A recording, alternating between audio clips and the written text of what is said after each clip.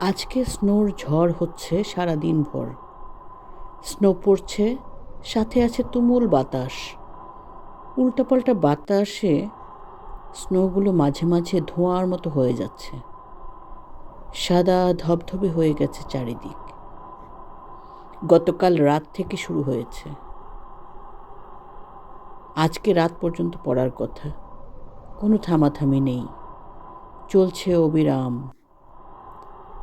সারাদিনই ছিল কুয়াশাচ্ছন্ন, ভিজিবিলিটি একেবারেই লো।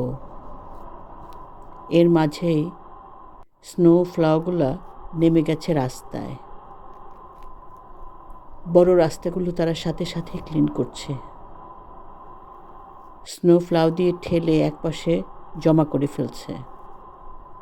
আজকে ট্রাফিক কম, প্রয়োজন না হলে কেউ বের হবে না।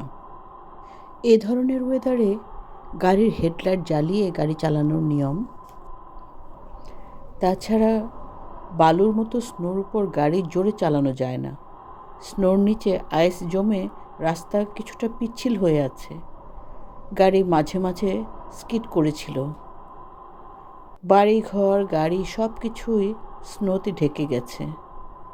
এমন ওয়েদারে ঘরে বসে বাদাম ভাজা, বুট ভাজা খেতে দারুণ লাগবে, সাথে গরম গরম এক কাপ চা।